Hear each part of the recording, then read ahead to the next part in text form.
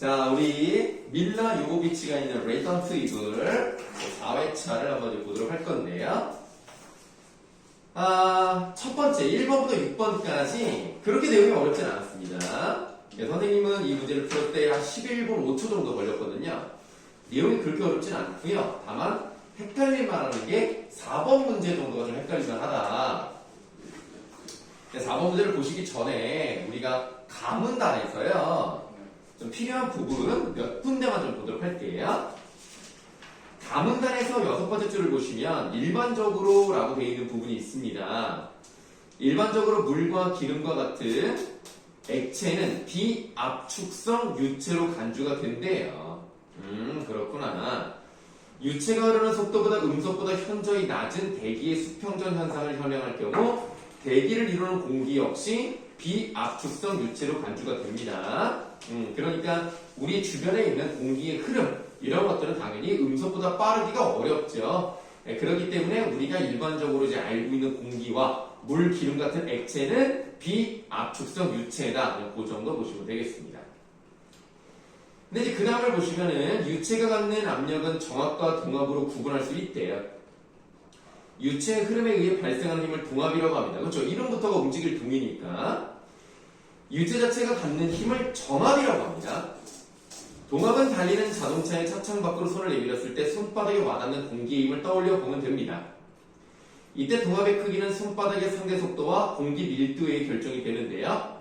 특정 지점에서 유체의 정압은 모든 방향으로 동등한 크기로 작용을 합니다. 그 다음에 중요한 말이 나왔으니까 밑줄할게요. 정압과 동압의 합을 전압이라고 하는데 비압축성 유체에서 전압은 항상 일정합니다. 아까 우리가 말했던 물과 같은 액체가 바로 비압축성 유체인데요. 전압은 항상 일정합니다. 다시 말하면 정압이 커지면 동압은 작아진다는 얘기죠. 반대로 동압이 커지면 정압은 작아진다는 얘기인데요. 그럼 동압은 왜 커지느냐? 그 다음에 밑줄할게요. 따라서 비압축성 유체의 속도가 증가하면 동압이 증가하고 정압은 감소합니다. 반비례 관계라고 생각하시면 돼요. 속도가 빨라진다. 그럼 그 부분의 동압은 증가, 정압은 감소. 그러면 4번 문제 보시겠습니다. 3번이요. 자, 보기 박스를 보세요. 야구의 투수가 던지는 변화구에도 베르능의 정리가 적용된다. 투수가 공을 던질 때 야구공을 시계 반대 방향으로 회전시켜 던지면 야구공은 정지한 채 시계 반대 방향으로 회전하고 공기가 공을 지나가는 것과 같은 상황이 되죠. 자, 그럼 여러분들 입장에서 보세요. 공을 이제 던져요. 자, 너희들 입장에 니네가 투수야. 던져. 던지는데 회전을 하죠. 이렇게 돌죠. 시계 반대 방향으로 돌면 이 방향으로 가니까 공기는 당연히 이렇게 가는 것과 마찬가지입니다. 이렇게 돌기 때문에 이쪽은 공기의 흐름과 반대로 가죠. 이쪽은 공기의 흐름과 같은 방향으로 가죠. 그럼 당연히 속도가 이쪽이 더 빠르죠. 왼쪽이 더 빠릅니다. 그러니까 얘가 이렇게 회전을 하면서 공의 우측이라는 것은 뭐예요? 너희들이 봤을 때 공기의 흐름과 반대되는 쪽으로 가는 거죠. 네. 그래서 일단은 3번, 4번, 5번 중에 답이 있는 거예요. 자, 그러면 공기의 흐름과 반대 방향이 되어 공의 속도가 줄어들고요. 공의 좌측은 반대 상황이 됩니다. 공의 속도가 늘어나겠죠. 결국 공의 우측이 좌측에 비해서 속도가 느리니까 전압이 크겠죠. 네, 그리고 투수가 바라볼 때 왼쪽으로 휘어져 나가서 커브가 되는 것이다. 4번에 답은 3번입니다. 투수는 누군가요? 투수요? 유희관. 양현, 네? 유희관. 누구요? 유희관. 유희. 지금 은퇴했으니까 유희관을 좀 빼고 재단야구에 사던데요. 뭐 안호진으로 하시죠. 네. 누군가요, 그 사람? 키우면 안호진 몰라? 네. 그러면 고영표. 그럼 양현종 해 그냥 양현종. 유희관은 좀 너무 느리지 않아? 그 느린 공을 가지고도 그렇게 오랫동안 했다는 건 정말 그런 의미로 대단한 사람이야. 근데 드림 걸 못 치지. 너무 많이 휘어서. 그리고 느린 게 지간에는 자기도 빠른 공이 있어. 그러니까 빠른 공이 올지 느린 공이 올지를 잘 모르기 때문에 사람들이 헷갈리면서 잘 못 치는 것 같아요. 그 잡고 1루 송구할 때는 진짜 빠른데 그거 그냥 조작 아니에요? 빠른 거 아니에요? 내가 영상 봤는데 아니 그 엄청 빠른 건 조작이고. 아니 그러니까 130, 40은 던질 수 있긴 하겠죠? 있긴 하겠지만 공을 투구를 할 때는 그러지 않는 것 같은. 자, 그래도 7번부터 한번 가볼 텐데요. 7번부터 오답이 좀 나왔네요. 자, 우리가 이제 어디를 먼저 보실 거냐면은 7번 오답 누구죠? 7번은 다 맞았어요. 7번을 설명할 건 아니고 이거 좀 이상하던데. 자, 우리 하나, 둘, 세 번째 문단 한번 보도록 하겠습니다. 세 번째 문단을 보시면 자, 또한 아르누보 양식은 모두를 위한 미술을 추구하였다. 그렇대요. 과거에 수작업으로 만들어졌던 예술품은 당시 기계 발전으로 대량으로 제작되었고 이에 많은 사람이 예술품의 혜택을 접할 수 있었습니다. 그러니까 기계가 발전됐기 때문에 하나하나 손으로 만들지 않아도 어느 정도의 예술품을 만들어서 문화를 누릴 수 있었다. 예술이 근본적으로 인간의 독창적 작업에 있다고 본 밑줄. 아르누보 예술가들은 기계로 만들어지는 작품의 한계에서 벗어나기 위해서 수공예 작업에서 나타나는 장식성을 최대한 회복하여 예술의 독창성과 정신성을 사두려야 했다. 자, 이 밑줄 친 부분에서 우리가 중점적으로 봐줘야 되는 부분은 뭐냐면 기계의 한계란 말이 나왔어요. 아무래도 기계로 예술적인 작품을 어떤 예술적인 것들을 이제 만들려고 하면 아무래도 수작업보다는 예술성이 떨어지겠죠. 한계를 벗어나기 위해란 말이 나왔습니다. 그럼 이 말은 뭐를 전제하고 있다는 거예요? 기계로 대량으로 만든다는 것을 일단 전제로 하고 있는 거예요. 그러니까 장식성을 최대한 회복한다는 말이 나왔다는 얘기는 뭐냐면 손으로 처음부터 끝까지 손으로 만드는 것만큼은 안 되겠지만 대량으로 만든 이후에도 뭔가 손으로 할 수 있는 거를 늘만큼은 다 넣어보는 거야. 그러면 대량 생산과 수공예 작업의 콜라보가 나올 수 있다는 얘기죠. 그래서 가를 보시면 이런 아르누보의 관점은 예술과 기술의 상호관계에 대해 오랫동안 예술가들과 철학가들이 제기해오던 질문에 대한 응답이에요. 그러면 예술과 기술은 하나 될 수 있는가? 서로 도움을 줄 수 있는가? 이게 가능한 게 뭐예요? 대량 생산을 하면서도 그 안에 수작업인 느낌을 넣었다는 거. 두 가지를 같이 상호 보완했다는 거. 그런 것들에 대한 응답이었다. 그래서 9번의 답은 4번입니다. 이것도 많이 틀렸어요. 이것도 4명이 틀렸습니다. 자, 그 다음에 다시 이제 본문으로 가셔서 다음 문단으로 가도록 할게요. 4번째 문단이 되겠습니다. 자, 예술의 독창성과 정신성을 위해 아르누보 예술가들은 역사적인 양식을 모방하거나 전통을 답습하는 것에 반기를 들고 삶과 주변 환경의 총체적 변혁을 추구하며 새로운 디자인, 형태, 재료, 구조 등을 적극적으로 수용하였다. 이러한 아르누보 양식의 가장 두드러진 특징은 자연을 모티프로 하는 분양과 기하학적 선을 활용한 장식성, 그리고 실용에 기반을 둔 예술이라고 할 수가 있습니다. 그런데 자연, 그 다음에 장식, 그럼에도 실용성, 이게 다 어우러져 있다는 얘기예요. 자, 아르누보 양식은 범유럽적으로 확산되었는데 벨기에와 프랑스에서는 꽃 모티프의 토대를 둔 자연주의적 장식, 영국에서는 기하학적이며 추상적인 장식, 아르누보 양식의 대표적 예술가인, 자, 밑줄 하세요. 알폰스 부아는 주로 곡선미를 강조한 여인과 화려한 꽃 문양을 소재로 활용하였으며 외곽선을 붉게 그리는 세세한 표현을 더하고 자연물의 아름다움을 그대로 작품에 재현하여 장식성을 최대한 고조했습니다. 이 사람의 작품이 어디에 나와 있다? 10번 문제에 나와 있네요. 자, 10번 문제를 보니까 일단은 뭐 자연적인 요소가 있기는 있죠. 무슨 식물 같은 걸 들고 있네.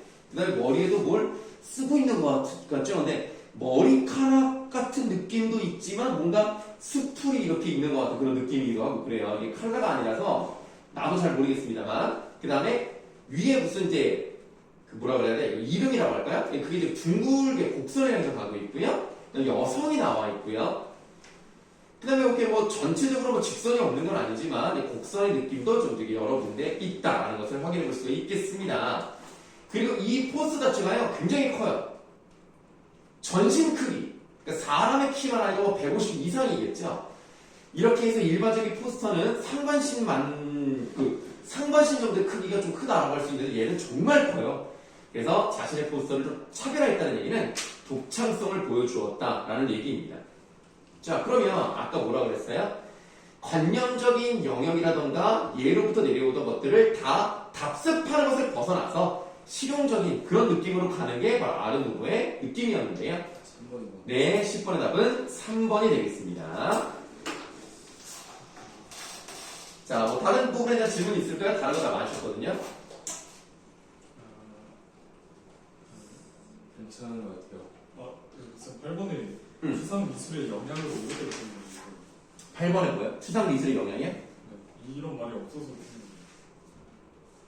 일단 추상 미술의 영향을 받았다는 말도 없고요. 말이 없고요. 그 다음에 그 뒷부분은 기하학적이라는 말은 있기는 있죠. 영국에서는 기하학적, 추상적인 장식 요거는 있기 때문에 뒷부분은 맞는데요. 추상 미술의 영향이라는 말이 잘못됐기 때문에 2번이 답입니다. 진짜 약하다. 네, 뭐 그렇게 어렵진 않아요 지금. 그러니까 지금 우리가 12번까지 풀었을 때 선생님 같은 경우는 21분 때 21분 안쪽으로 풀었거든요.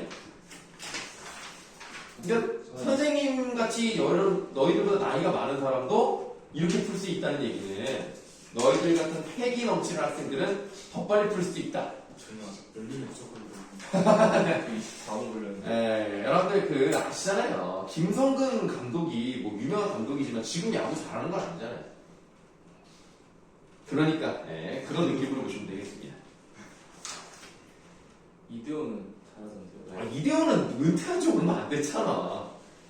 나이 들면 더 잘하던데요. 뭐 좀 그런 편이죠. 4연 타석 콜럼, 몇연 타석 콜럼. 이대호가 그랬다고? 그 경기 말고 그냥 아, 프로그램에서. 이대호는 잘하죠. 조선의 4번 타자 아닙니까? 롯데에 있었기 때문에 우승을 못했을 뿐이지. 아마 내가 볼 때는 다른 팀에 있었으면 이미 우승했을 거예요. 이대호가 롯데 아닌 것도 뭐 이상해요. 근데 뭐 강민호도 뭐 삼성으로 갔는데 뭐 강민호도 뭐 계속 롯데 있을 줄 알았지 뭐. 자, 우리 13번에서 17번에 해당하는 걸 보시면 되겠는데요. 네, 요거는 또 두 문제를 또 설명을 좀 드려야 되겠습니다. 자, 우선 우리가 첫 번째 문단부터 좀 보도록 할게요. 우리가 이제 기억의 대량 생산 체제라는 게 나와 있고요. 니은의 적기 생산 체제라는 말이 있는데요. 기억에 해당하는 것은 우리가 많이 알죠. 그러니까 단일 제품을 왕창 만들어내면 되는 거예요. 그래서 옛날에는 심지어 자동차도요. 포드 같은 경우는 처음으로 어떤 시스템을 도입했습니까? 혹시 알아요? 포드 자동차. 그렇지. 이 컨베이어 벨트를 이용하는 것부터가 이 대량 생산 체제랑 관련이 있는 겁니다. 그래서 획기적으로 속도를 높였어요. 그래서 그때 포드가 정말 많이 팔았죠. 그렇지만 이렇게 대량 생산 체제의 문제점은 뭐냐면 단일 제품. 그러니까 자동차를 너무 조금밖에 그러니까 종류가 너무 적어. 그러니까 예를 들면 자동차 세대의 모델만 가지고 계속 만드니까 나중에는 좀 질리는 거야. 근데 그때부터 이제 포드가 조금 줄어들기 시작을 하면서 적은 양을 다양하게 만드는 그런 회사가 좀 잘 되기 시작을 했죠. 그래서 지금 우리가 다음을 보시면 다품종 제품을 소량으로 생산하는 적기 생산 체제라는 말이 나와 있습니다.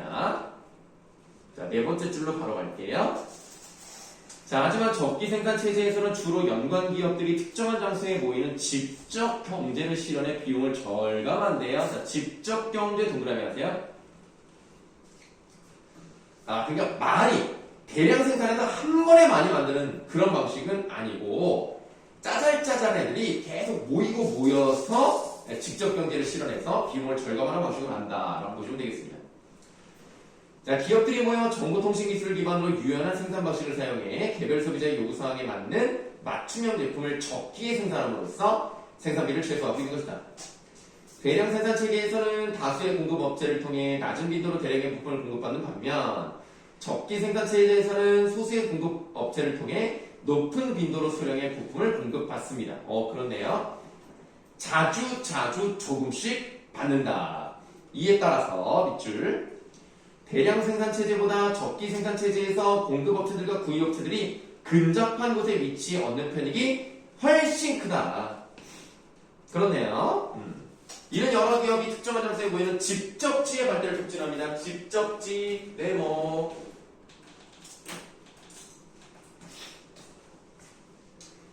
자, 그래서 이제 모이게 된다. 뭐 이런 얘기죠. 자, 집적지의 기업들이 숙련된 인력의 풍부함, 해당 산업에 필요한 서비스와 제도 사용의 용이함 등을 통해 가치를 창출하는 집적 경제로 국지화 경제라는 말이 있네요. 국지화 경제도 내모하도록 하겠습니다. 근데 국지화 경제는 두 가지로 나뉘네요. 시장적 상호 의존과 비시장적 상호 의존의 두 유형으로 구분이 된대요. 자, 그 다음에 나와 있는 시장적 상호 의존의 네모를 하세요. 자, 우리가 시장적 상호 의존이든 비시장적 상호 의존이든 둘 다 국지화 경제예요. 그리고 국지화 경제는 집적지와 관련되어 있고요. 집적지는 당연히 집적 경제와 관련이 있는 거죠. 지금 내가 말한 이 집적 경제, 집적지, 시장적 상호 의존, 뭐 비시장 상호 이건 다 적기 생산 체제랑 연결되는 부분입니다. 자, 시장적 상호 의존은 공급자, 사업 파트너 그리고 공식적 거래 관계의 구매 업체들이 특정 지역에 집적함으로써 나타난다. 직접적인 거래를 받고 있는 기업들의 근접성은 교통, 통신, 정보 교환, 구매 업체 탐색 등에 소요되는 비용을 절감시켜 줍니다. 기업들은 직접 할 때 핵심 역량에 집중하기 위해 비핵심 부분을 외주로 넘기는 이거 괜찮은데요? 밑줄 수직적 분리를 시행하기도 합니다.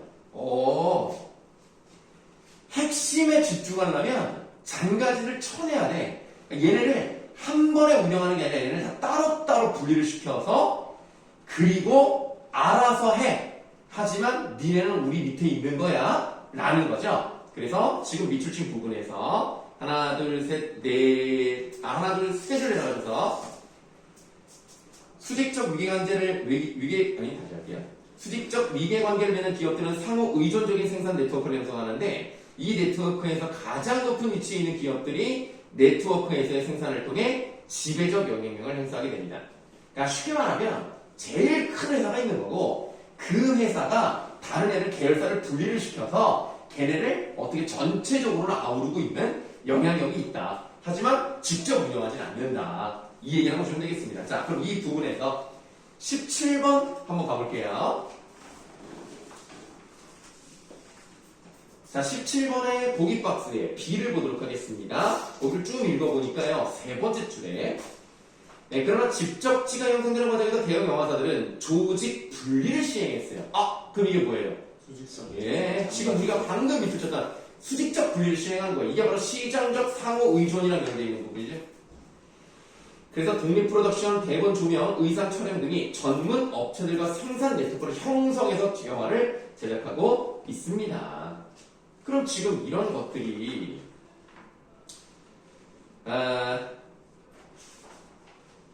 자, 보기 3번 보세요. 비지역의 영화 관련 기업들이 생산 비용을 절감하는 것은 시장적 상호 의존의 국지화 경제 특징에 해당하네요. 그럼 17번에 3번은 답이 아닙니다. 네, 자, 아주 본문으로 돌아올게요.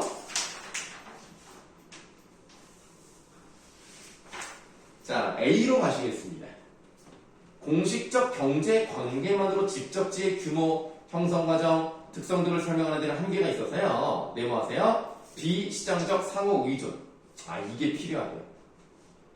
자, 우리가 두 번째 문단에서는 시장적 상호 의존, 세 번째 문단에서는 비시장적 상호 의존. 얘는 좀 다르네. 공식적이지가 않네. 비시장적 상호 의존은 집적지에서 비가시적으로 창출되는 것이다.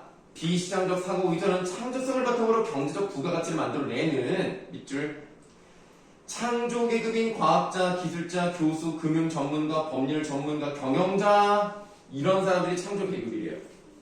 이런 사람들이 모이고 조합과 기관과 대학이 발전하면 나타나고 사람들 간의 관계를 창출하고 대면 접촉해서 지속적 의사소통 가능합니다. 이렇게 점점 발전하고 넓어져서 결국 미국의 실리콘밸리 같은 게 나온 거죠. 자, 특히 첨단 기술 분야에서 창조 계급의 국지적인 지식 이전은 혁신을 창출하기 때문에 직접지의 성장과 발전에서 공식적인 경쟁 관계보다 점점 더 중요해지고 있습니다.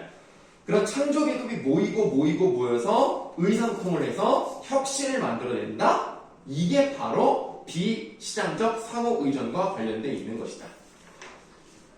자, 그럼 17번으로 다시 가도록 할게요. 자, 17번의 A 지역은 모터스포츠 관련 기업들이 직접지를 형성한 곳이다. 이곳의 모터스포츠 산업은 2만 5천 명 이상의 고도로 숙련된 기술자들에 의해 연간 90억 달러의 수입을 거두고 있습니다. 와, 괜찮은데요? 90억 달러면 진짜 어마어마하지 않습니까? 95 달러? 네, 90억 달러니까 90억에다가 1000을 또 곱해야 되겠죠? 10조 가까이. 와, 대단한데요? 진짜 말이죠. 진짜겠죠? 자, 이 지역은 전문 지식의 이전이 기업 간의 거래보다 기술자들을 통해 이루어진다? 그럼 딱 뭐야? 비시장적 상호 관계잖아요. 네. 상호 의존이죠. 그러니까 공식적이지 않은 거예요. 그러면 17번에 2번이 답이 되겠죠. 공식적인 결속이란 말이 들어갔기 때문에 잘못됐습니다. 2번이 답입니다. 자, 그런데 지금 우리가 A도 읽었잖아요. 그러니까 16번도 풀 수 있겠네요. 자, A를 뒷받침할 내용으로 가장 적절한 것은 4번이겠네요. 자, 5번은 왜 답이 될 수 없느냐? 유사한 기계들을 병렬적으로 배치했던 생산 방식을 바꾸어 컨베이어 벨트 시스템을 이용했다. 이것은 대규모 생산 체제에 해당되겠죠. 그래서 5번은 답이 될 수가 없겠습니다. 왜 이러지? 그러니까요. 약간 좀 흔들리는 것 같은데요. 네, 나머지는 다 맞으셨습니다. 자, 질문 있으면 하세요.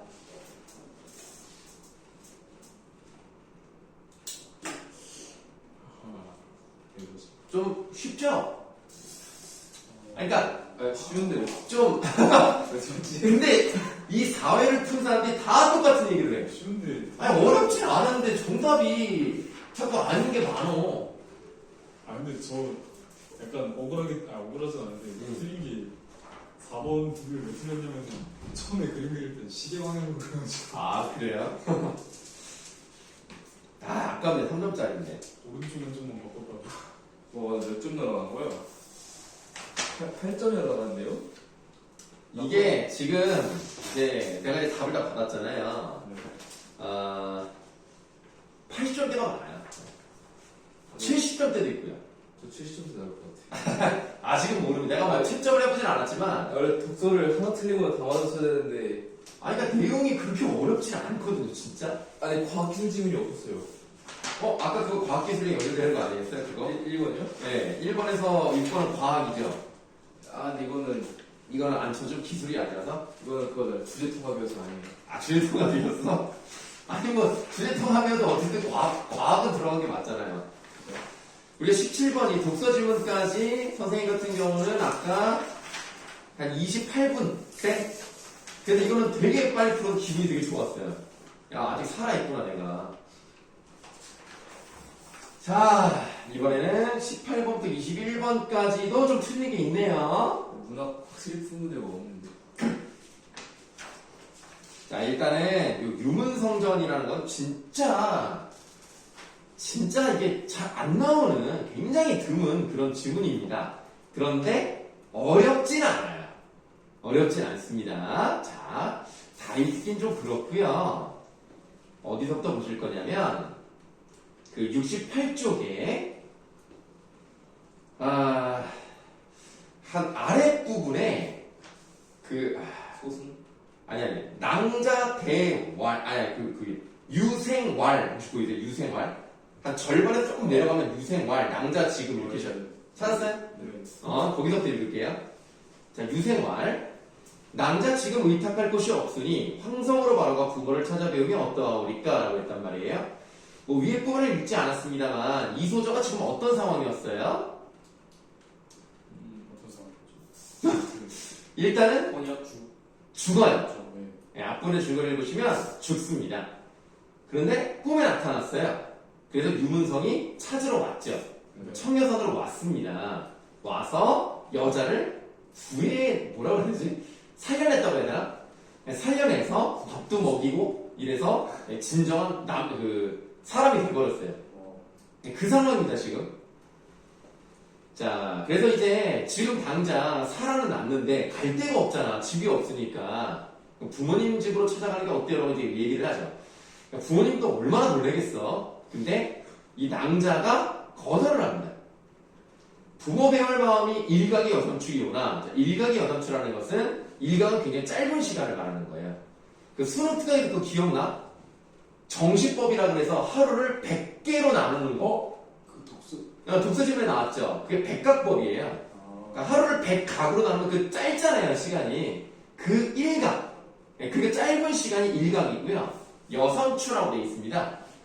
그 짧은 시간이 3번의 가을과 같다.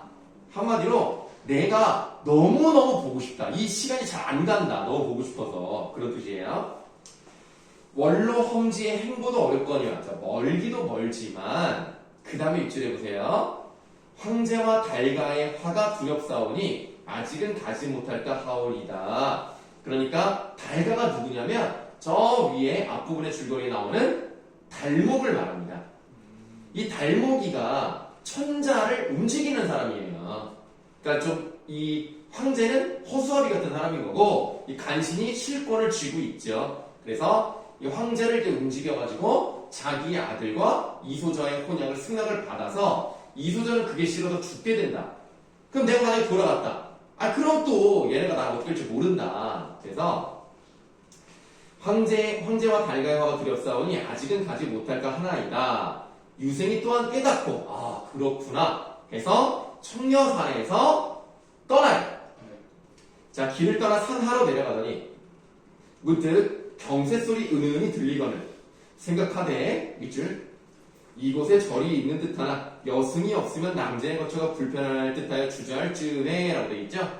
절이 있으면 가서 좀 묵을 수 있잖아요. 근데 여승이 없으면 여자가 묵을 방이 없단 말이야. 그러니까 좀 이 승려는요 여자를 멀리해야 되는데 남자들만 있는 곳으로 가면 좀 그렇잖아. 그래서 어떻게 하지라고 고민을 하다가 산골짜기에서 한 노승이 육환장, 지팡이라고 보시면 돼요. 지팡이를 짚고 완환히 천천히 내려오는데 자세분이 여승이라 여자였어요. 공자를 보고 합장 배려할 소승은 이산 지키는 중이었거니와 공자는 어디로 가시간대 라고 되어 있죠. 공자라는 것은 젊은 선비를 그냥 높이는 말이다 정도로 보시면 돼요. 그러니까 양반가인 것 같은데 좀 어디로 가십니까? 누군지 모른다는 얘기예요, 한마디로. 자, 공자는 어디로 가시는데 이같이 험한 산 중에서 주저하나이까 공자 공손히 대하여 말하기를 우리는 원토 사람인데요. 조실 부모하옵고 이게 뭐예요? 일찍 부모를 잃었다. 의탁 없이 사방으로 유리하더니 자 고생을 많이 했죠. 부모 없이 자랐고 여기저기 돌아다녔으니까 고생 많이 했어요. 우연히 이곳에 와 존사를 만나오니 이 존사가 뭡니까? 좋은 사람? 좀 너무 줄임말 쓰는 이게 지금 중국을 배경으로 하는데 여기서도 좋은 사람을 이렇게 그러니까 지금 스님을 말하는 거죠. 존귀하신 스승. 그래서 존귀하신 스님을 만나오니 다행히 온지라 바라본데 길을 인도하옵소서. 자, 노승관 묻장나니 공자는 혹시 연암 땅에 있는 유승상의 자제가 아니십니까? 그리고 저 남자는 낙양에 있는 이상석 때 남자 아니십니까? 이제 알아본 거예요. 스승의 말씀을 듣고 이 여승의 스승이 있었겠죠. 스승의 말씀을 듣고 밑줄에 봐요. 청려사내가 공자와 낭자를 찾sap다가 종정을 몰라 답답하옵더니 다행으로 도중에서 만나오니 반갑사이다 소승을 따라가사이다 라고 되어 있죠. 자, 처음에는 여승이 없는 절로 갈 수는 없으니까 주저주저 하다가 여승이 있는 절로 가게 돼서 다행이네요. 자, 그런데 일단 우리가 뭘 할 수 있냐면 이 여승은 처음에는 이 유문성이 누군지 몰랐었어요. 얘기를 하는 도중에 알았다는 것과 그리고 유문성하고 이소여가 좀 고생을 많이 했었다는 점. 그 다음에 청려산을 먼저 갔어. 근데 얘네가 청려에서 내려왔고 이 여승이 청려에서 쳤다가 안 돼. 그래서 내려오는 길에 만난 거란 말이야. 그러니까 청려산을 먼저 갔고 거기서 못 찾고 오다가 만나서 거처를 마련해 주는 거거든요. 그래서 19번의 답은 2번입니다. 거꾸로 됐어요. 청려산에서 유문성을 돕지 않습니다. 청려산에서 내려오다가 도중에 만나서 이소저의 거처가 마련될 수 있도록 도운 겁니다. 19번인 거죠? 네, 19번의 2번이 답입니다. 18번인 줄 알고 깜짝 놀랐네. 아니에요. 18번은 4번이에요. 19번은 2번이고요. 그러면 여기서 이제 스승이 누군지가 나와야 되잖아요. 그게 중략 이후에 나와요. 자, 노승을 따라 점점 들어가니 과연 한 노승이 황금탑 위에 단정히 앉았을 때에 백발이 낯을 덮어 있고, 그러니까 난 여기 좀 희한한 게 노승이라고 했으면 스님 아닙니까? 근데 머리카락이 이렇게 있다는 게 난 좀 신기하네. 그렇네요. 그쵸? 그럼 노승 있으니? 그러니까 그 중략 다음에 바로 나오는 노승은 아까 말했던 여승이고요. 들어가서 보니까 또 다른 노승이 있는 거예요. 이 사람이 여승의 스승이겠죠. 아, 그다음 백발이 낯을 덮어 있고 몸에 우의상을 입고 우수로 감중련하고 좌수로 이어주가며 위풍이 엄숙하여 바라보기 어렵더라. 과연 생물인 줄 알고 살아있는 부처님인 줄 알고 마음에 황홀하여 계단 밑에 엎드리니 노승이 가로되 이 산에 은고하여 세상에 종적이 없거니와 그대들은 전생에 죄가 있어 초년고생이 많거니와 그러면 전생에 대해서 알고 있네.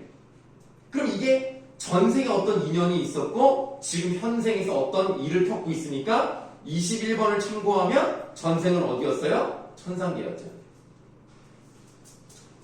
자, 그대들은 전생에 죄가 있어 초년고생이 많거니와 지금 초년고생을 하고 있는 중이잖아요. 차역 은수라 일시라도 면치 못하노니 나와 잠시 영분이 있기로 인도하였으니 신통한 술법과 기이한 재주를 배워 세상 분쟁을 쓸어버리고 출장 입상하여 무궁지락을 누릴지라고 아직은 일어나는 일은 아니지만 앞으로 일어나는 일에 대해서 얘기해주고 있는 부분입니다. 그러면 이 사람이 누구였다? 일광도사였다. 그렇다면 19번에 5번은 맞죠? 일광도사가 자신의 제자인 여승을 보내서 찾아와라 라고 했다는 겁니다. 자, 19번에 2번이었고요. 네, 20번에 3번이고요. 21번 설명드리겠습니다. 적절하지 않은 건데요. 2번 보기 보시겠습니다. 이 소저가 황성으로 가자는 유문성에 말해 황제와 달가의 화를 생각하며 유생을 깨닫게 하는 장면을 통해 그래 이거는 맞죠. 이렇게 내가 가서 또 다른 화를 입을 수 있으니까 안 갈래요 했더니 그럴 수도 있겠네요 라고 유문성이 깨달은 건 맞습니다. 근데 이게 영웅적 면모랑 관련이 없잖아요. 네, 그래서 2번이 답입니다. 자, 보기 3번 볼게요. 유문성이 부모를 잃고 떠드는 처지에 대해 말하는 것 말했었죠? 조실부모했다. 일광도사가 유문성과 이소저에게 초년의 고생을 언급했다. 그렇죠. 아까 얘기했습니다. 초년 고생이 많다. 이 장면을 통해 인물들이 지상세계에서 고난을 겪어왔다. 맞네요. 21번에 3번은 답이 아닙니다. 왜요? 30번 때였어. 그쵸.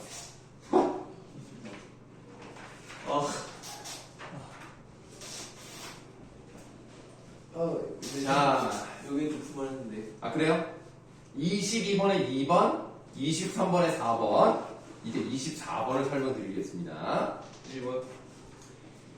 자, 가문단을 볼게요. 윤리유곡입니다. 네, 윤리라는, 그러니까 밤율자에 마을 이자이기 때문에 밤나무가 많은 곳인 것 같아요. 이 지역에서 남긴 노래 정도로 보시면 되겠습니다. 공명도 잊었노라, 부기도 잊었노라 라고 되어 있죠. 공명과 부기, 잊었다는 얘기는 이거에 신경 쓰지 않겠다는 겁니다. 이 두 가지에 세모하시고요. 잊었노라, 노라에다 괄호하시고요. 이게 지금으로 따지면 감탄영업이라고 보시면 돼요. 그래서 영탄법 사용됐습니다. 세상 번우한 일, 아주 번잡하고 번뇌하고 걱정스러운 거는 다 주어 잊었노라. 이 주어가 설마 뭐 이제 주격조사가 붙은 그 주어는 아닐 테고 여기는 모조리 정도로 해석을 할게요. 세상 번우한 일 다 모조리 잊었다. 내 몸을 나마저도 잊어버렸는데 다른 사람이 안 잊고 배기겠어? 라는 거니까 서리법이 사용되었다고 보시면 되겠습니다. 네. 자, 그 다음. 어와 저 백구요. 백구가 나왔어요? 백구가 나면 기본적으로 뭐를 우리가 생각하면 되죠? 혹시 어? 자연친화. 네, 자연친화 뭐 이런 거 생각하면 되죠? 근데 여기는 아니에요. 이 백구야 무슨 수고를 하느냐? 왜 뭐 문제 인정이 잘 되지? 자, 무슨 수고를 하느냐? 갈대숲 돌아다니며 고기 엿보기 하는구나. 고기를 엿보는 이유는 뭐예요? 뭐 하려고? 먹으려고. 고기에다 내광하시고 이 고기는 약자예요. 약자면 저 백구에 세모하시고 저 백구는 세속적인 대상입니다. 어떻게 하면 내가 더 많이 차지할 수 있을까? 예를 들면 조정의 뭐 간신일 수도 있는 거고요. 자기의 몸만 생각하고 나라를 걱정하지 않는 그런 나쁜 사람일 수도 있는 거고요. 그래서 세속적인 대상입니다. 약한 애를 괴롭히면서 자기 이익을 더 얻으려고 하는 그런 대상이에요. 그래서 뭐라고 합니까? 나같이 군마음 없이 잠만 들면 어떠겠니? 라고 제안을 하죠. 너 그렇게 살지 말고 군마음 먹지 말아라. 나처럼 살아라. 자, 군마음도 세모하세요. 이런 게 바로 세속적인 욕망과 관련된 있는 거라고 보시면 되겠죠. 그래서 무슨 수고하느냐? 라는 이 부분은 화자의 만족감과 관련이 없습니다. 너는 왜 그렇게 살고 있니? 정도의 의미이기 때문에 관계가 없어요. 그래서 24번의 답은 1번입니다.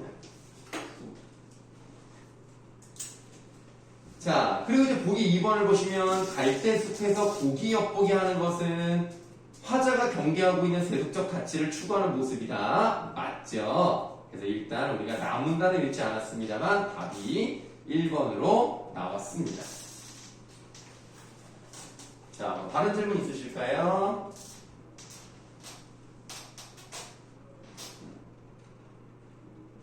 알겠습니다. 그러면 어이구 26번부터 30번까지는 세 문제를 설명을 드려야 되네요. 죄송합니다. 제목도 죄송해요. 근데 이게 좀 어려워. 요거는 좀 어려워요, 솔직히. 자, 가문단 한번 먼저 볼게요. 가문단 진짜 뭔 말하는지 맞아요. 무슨 말인지 모를 거예요. 너무 어렵습니다. 자, 일단 정지용의 시인데요. 연행 구분이 없는 산문시입니다. 근데 1930년대 사람이잖아요. 지금으로부터도 오래됐지만 이 당시 입장에서도 더 옛날 스타일을 썼어요. 그러니까 우리가 볼 때는 이게 뭔 소리인지 모르는, 그러니까 해석 자체가 좀 어려운데요. 자, 산이에요. 산에 대한 이미지를 먼저 보여줍니다. 벌목 정정이랬거니. 자, 나무를 벨 때 이 도끼를 이렇게 치면 무슨 소리가 나요? 쫑. 이 소리가 나잖아요. 왜 웃지? 진짜 그런 소리 나죠. 도끼질 해봤어? 제였어요. 없어요. 갈라진 소리 나오죠. 아니, 처음부터 갈라진 소리가 나진 않죠. 어떻게 나무가 처음부터 쫙 그러겠어. 쫑 이러지 않아? 내가 지어낸 말이 아니라 진짜 맞아. 나무 칠 때 나는 소리를 흉내낸 말이야. 그래서 우리가 아직도 정정하시네요라는 말 하잖아. 그게 나무를 벨 만큼 힘이 넘치신다라는 그 진짜 여기서 온 말이에요. 정정 이런 거 음성 상징어가요? 여기서 음성상인 거죠. 자, 그래서 나무를 자를 때 정정이라는 말이 있는 것처럼 지금 내 앞에 어떤 소나무 하나가 있는데 아름드리 큰 소리 그렇게 베어짐직도 하다 이거예요. 그래서 아름드리 큰 소리가 이렇게 이제 한 아름 되는 그 정도의 두께를 가지고 있는 소나무입니다. 자, 그래서 그냥 앞에가 다 필요 없고요. 그냥 큰 나무가 있다. 이 정도만 보시면 돼요. 그 다음 골이 울어.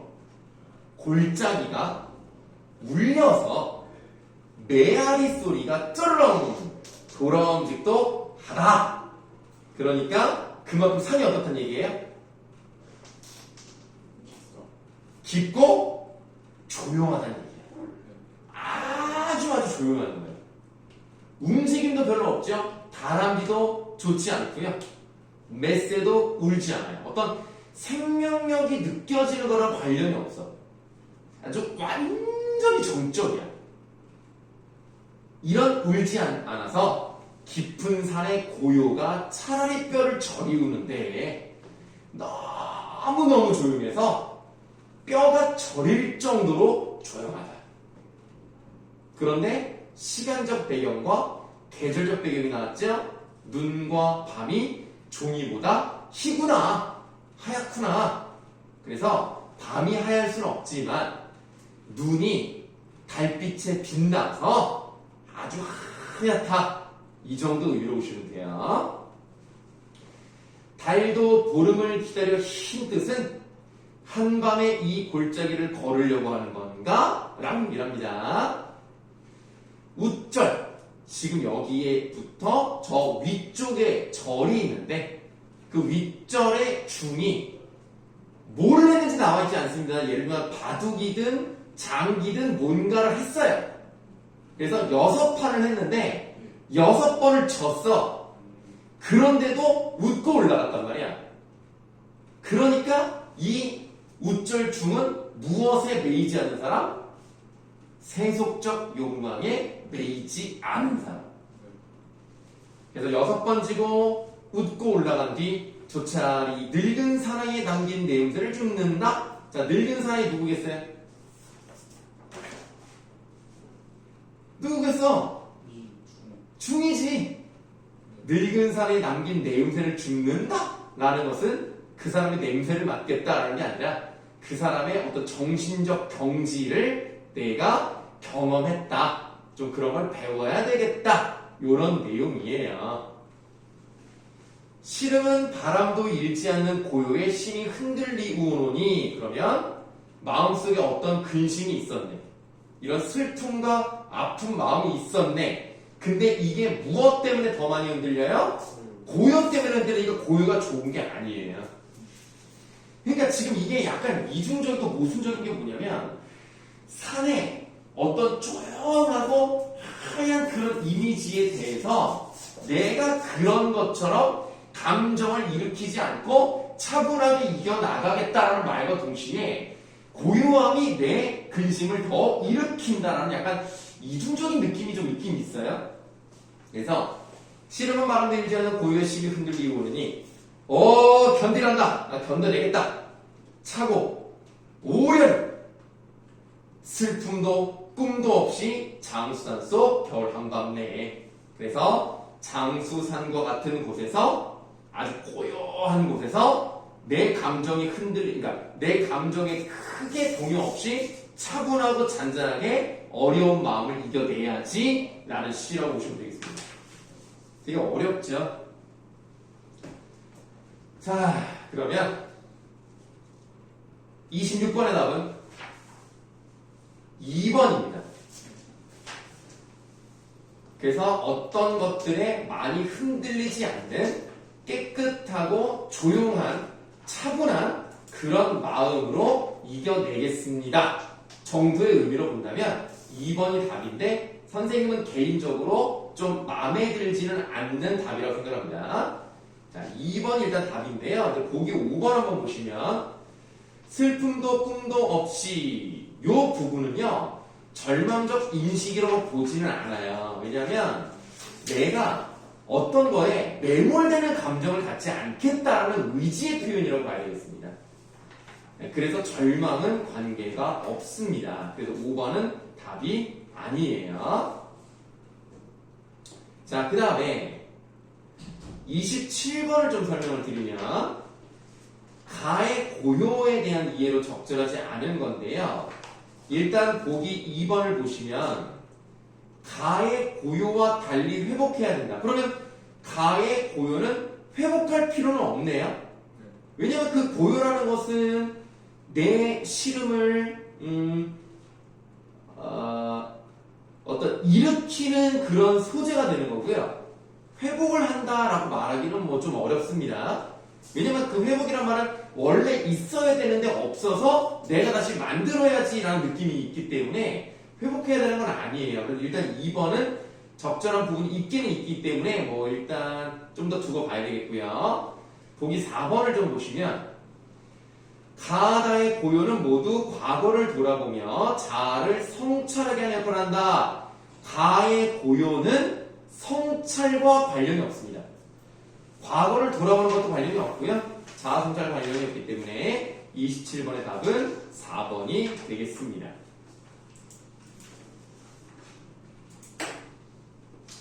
자, 그 다음에 우리 기억 부분에 늙은 사나이 나왔잖아요.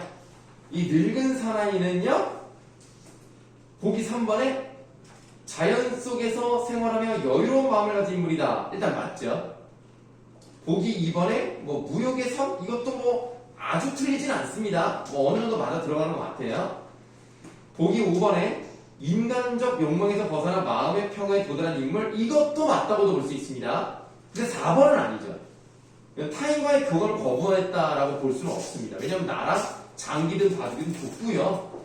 그리고 너는 이겨서 좋지만 나는 니랑 관계없이 너랑 관계없어. 너는 교감하지 않고 나 혼자 웃을 거야 라고 볼 수는 없기 때문에 4번은 답이 아닙니다. 일단 28번에 4번은 답이 아니다 까지 말씀을 드렸는데요.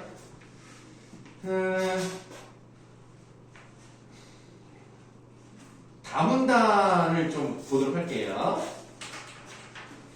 다문단에서 중략 이후를 보도록 하겠습니다. 자, 흔히 겪는 일인데 산을 찾아온 사람들 가운데는 마루에 걸터 앉아 앞산을 내다보기가 바쁘게 왜 이렇게 조용하죠? 라든가 너무 고요해 안 되겠는데요? 라고 말하면서 무엇에 쫓기든 안절부절 불안해하는 부류들이 있다. 물론 그들은 도시에 사는 똑똑하고 영리한 사람들, 말하자면 도시형 관념적인 지식인들이다. 그러니까 머리는 똑똑한데 생활은 그렇지 못하다 정도의 의미로 보시면 되겠어요. 자, 그들은 도시의 혼잡과 소음에 잔뜩 중독된 나머지 원초적인 질서와 고요를 까맣게 잊어버렸어. 원초적인 고요를 까맣게 잊어버렸기 때문에 이 고요는 서술자 입장에서 회복해야 되는 게 맞아요. 네, 그래서 27번에 2번은 답이 아니라는 겁니다. 다는 회복해야 되는 게 맞고 가는 회복할 필요가 없는 거예요. 다시 본문. 자, 고요를 까맣게 잊어버린 것이다. 어디에도 의존함이 없이 순수하게 홀로 있는 시간을 받아들일 수 없는 것이다. 무엇인가 기대지 않고서는 홀로 설 수가 없다. 그러니까 현대 도시 사람들은 의존적이라는 얘기예요. 자, 그러면 이제 28번을 풀 수가 있죠. 28번에 3번이 답입니다.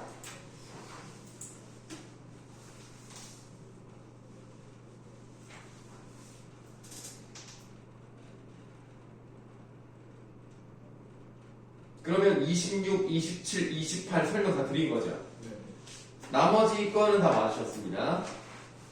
혹시 뭐 다른 질문 있으실까요?